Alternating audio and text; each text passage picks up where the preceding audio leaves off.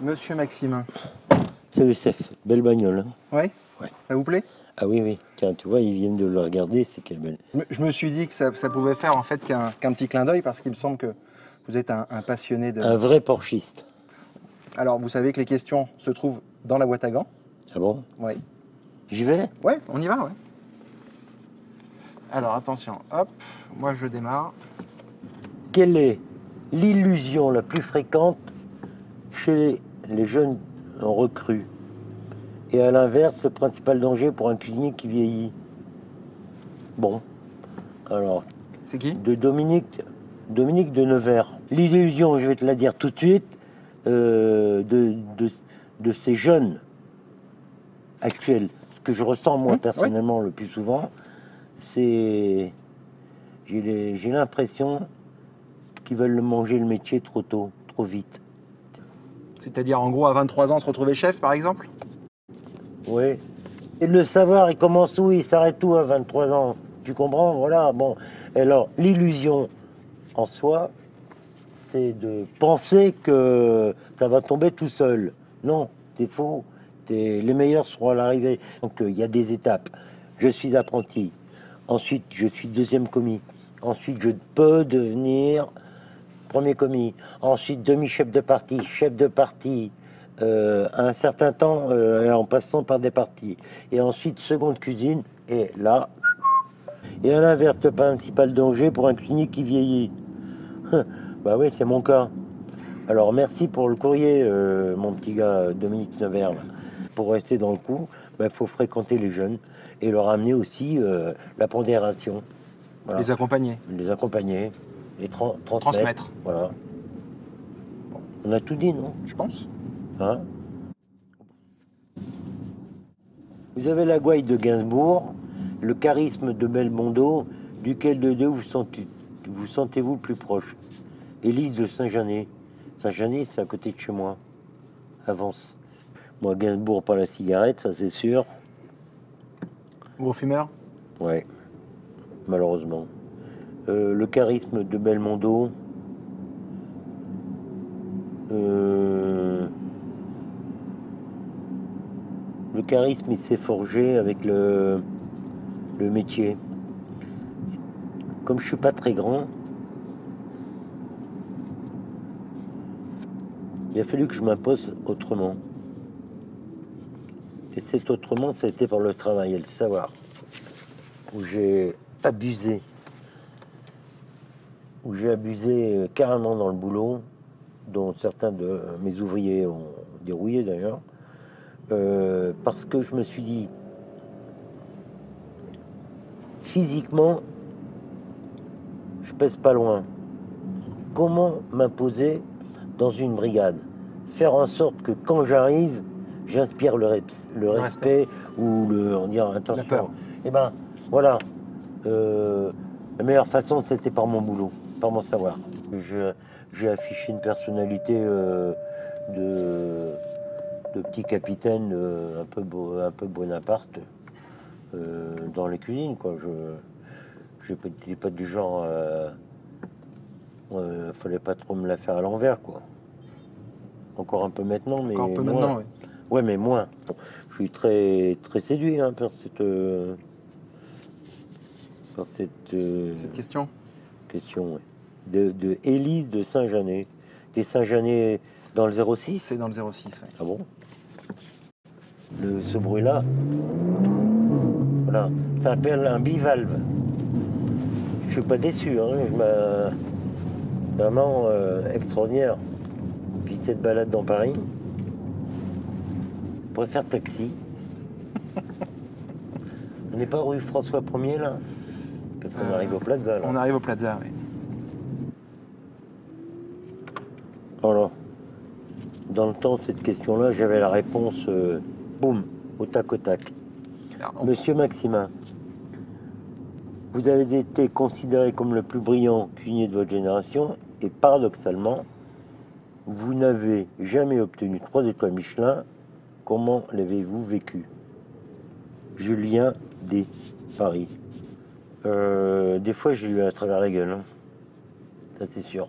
Surtout au moment où j'étais sûr de les avoir. Et, dans cette histoire du Michelin et moi, je suis parti trop tôt ou arrivé trop tard. J'ai fait descendre ce qu'il fallait pour qu'ils m'inspectent avant. Donc le marbre, les toilettes, le bar, c'est un truc incommensurable. Le bistrot, enfin tout. Et là, je savais que normalement, ça devrait tomber. Alors, j'ai vu les années passer. Et ça tombait toujours pas. Toujours trinque-baller mes 2 macarons dans le dos, là. Toujours le favori. Bon. Vous êtes un peu le poulidor, en fait. Ouais. C'est un truc que j'aime pas. Poulidor, ouais. Et en 2007, j'en avais un peu marre, parce que bon, l'affaire commençait à devenir longue. Ça fait déjà 11 ans que j'étais là. L'année où je pouvais avoir la retraite, je me suis posé la question. J'ai posé la question à Alain Ducasse. Et je lui dis, bon, qu'est-ce qu'on fait là? Pas possible, ça. Alors, Ducasse m'a dit, bon, bah, si tu veux, ferme, arrête, c'est la retraite. Et puis, tu viens me donner un coup de main. Bah, mais j'en ai parlé à ma femme. Le lendemain, terminé, je dis banco. C'est plié. J'ai fermé la porte. J'ai revendu l'argenterie et les tables et les chaises à un copain cuisinier. Mais tout le reste, je l'ai laissé en place. C'est-à-dire la cuisine avec les cuivrés toujours en lieu et place, prête à remettre le gaz. Prête à être allumée. Et puis, bon, ben voilà, donc pour revenir à l'étoile du Michelin, je suis passé à côté, mais l'essentiel, j'ai toujours travaillé comme si j'avais 3 macarons. Oui, pas pour aller chercher, mais en disant, ils sont là. J'ai jamais eu à rougir du travail que je faisais, moi. On ne saura jamais. Et on vous l'a jamais dit, même les anciens directeurs. Si, il y a Nejlen qui m'a dit. Alors, qu'est-ce qui allait pas? Eh ben, ah non, le Nejlen m'avait dit, il n'y a pas longtemps, d'ailleurs, j'avais vu.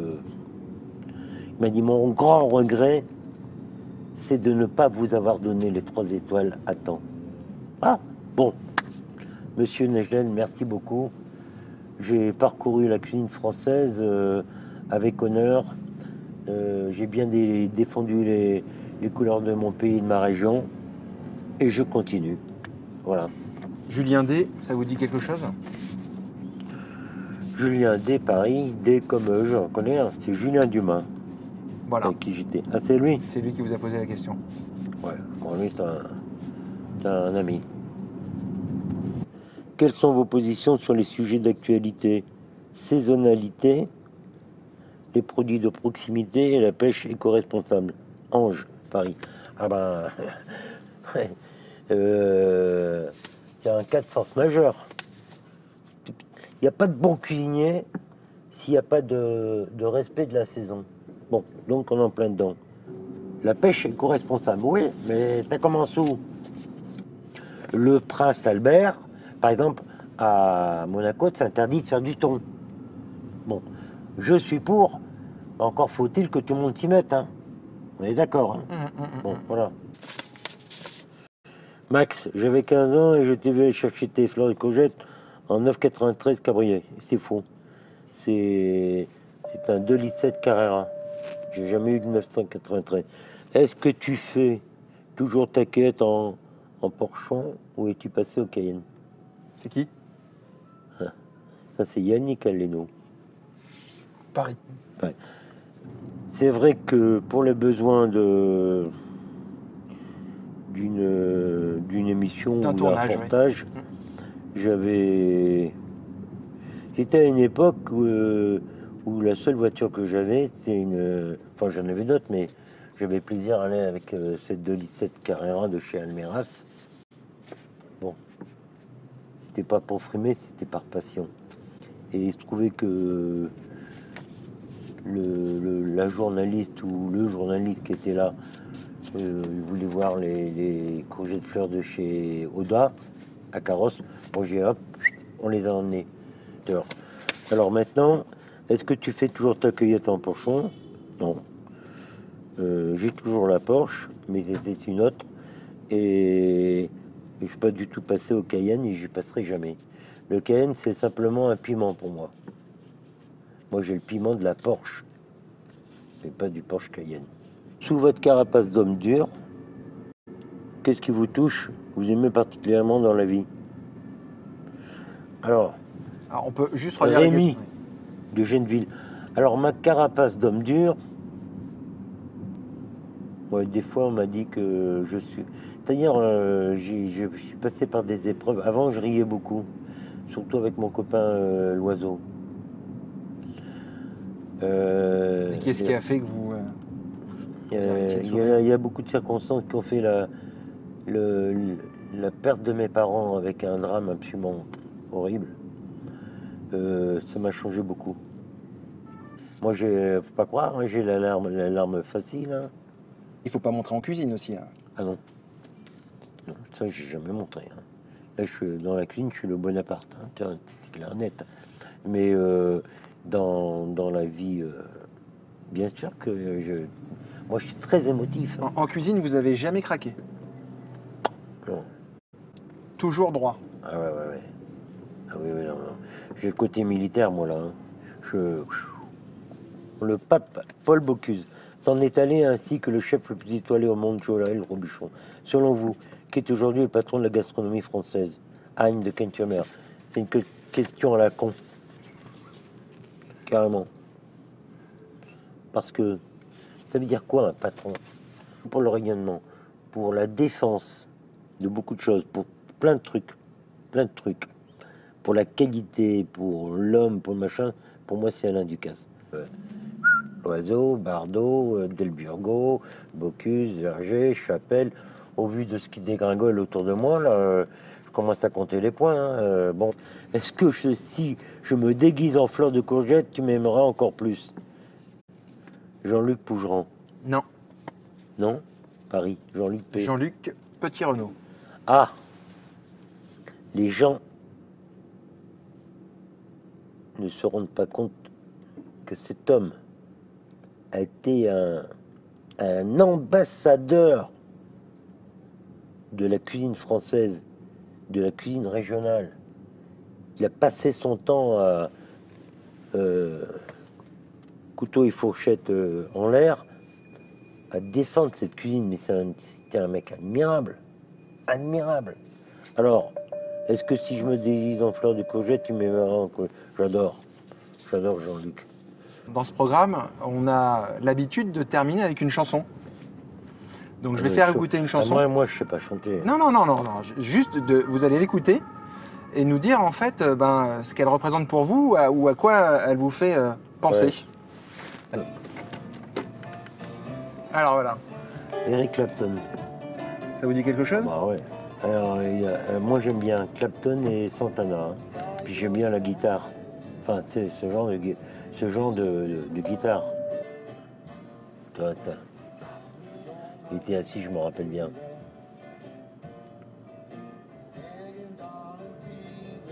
C'est un mec extraordinaire. C'est un guitariste d'un autre monde. Hein.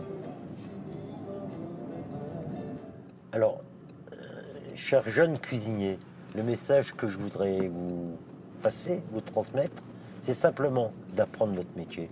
C'est pas difficile, c'est d'avoir la patience d'attendre le bon moment. Ensuite, tous ceux qui vous font miroiter pas mal de choses, en tous les cas, un peu plus d'argent de là où vous êtes, mais tout ça c'est une attirance. Préférez le bon côté, celui d'apprendre votre métier.